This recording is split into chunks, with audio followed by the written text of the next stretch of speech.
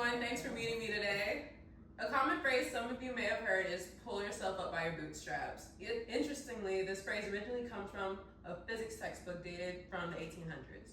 The book used the phrase in a literal sense to describe something impossible, because no one can truly pull themselves up by their bootstraps. Today, however, we use the phrase to suggest that anyone can be successful due to hard work alone. Is that really true though? According to the U.S. Census Bureau, Americans living below the poverty line face disadvantages within their daily lives, such as underfunded public schools, poor nutrition options, and often higher policing and incarceration rates. These factors can make it increasingly difficult to create structure, let alone success.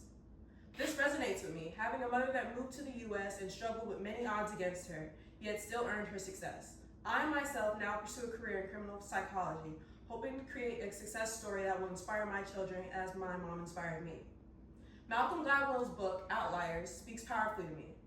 Gladwell challenges the essence of the American dream, arguing that there are factors to consider when discussing one's success, and that oftentimes it's thanks to more than just grit and determination alone. He argues that success can be heavily affected by a mix of practice, timing, and even culture. In his book, Gladwell discusses the 1,000-hour rule that suggests that success comes from once an individual has allowed themselves to practice a task for thousands of hours more than their peers. He shows how tech pioneers such as Bill Joy and Bill Gates had rare access to computers at times when few people did.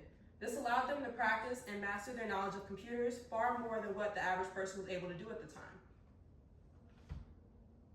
Gladwell also showed how timing and opportunity played a role. Many of the tech pioneers were born between 1953 and 1956, just the right age to catch the computer boom. Similarly, it's standard in Canada that most hockey stars are born early in the year, as cutoff for Little League is the 1st of January, aiming to recruit kids born earlier in the year that may be more advanced and physically capable than children born later that same year. Finally, Gladwell highlights the influence of cultural legacy and community. Cultural values shape how people define and approach success. Like how East Asians' tradition of persistence in farming translates into higher performance in math-based skills. Sociologist Annette LaRue also shows that middle-class families often teach kids to advocate for themselves, teaching them negotiation tactics that often prove beneficial when climbing the hierarchy ladder, while working-class families stress for respect for authority. These differences often shape how people seize or miss opportunities presented to them.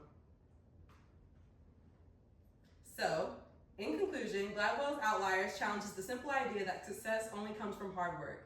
Practice matters, but so does timing, history, and even culture. Success will look different to everyone. It doesn't come as simply as pulling yourself up by your bootstraps. It's important to consider the grounds you're standing on and who's there to help you move forward. Thank you.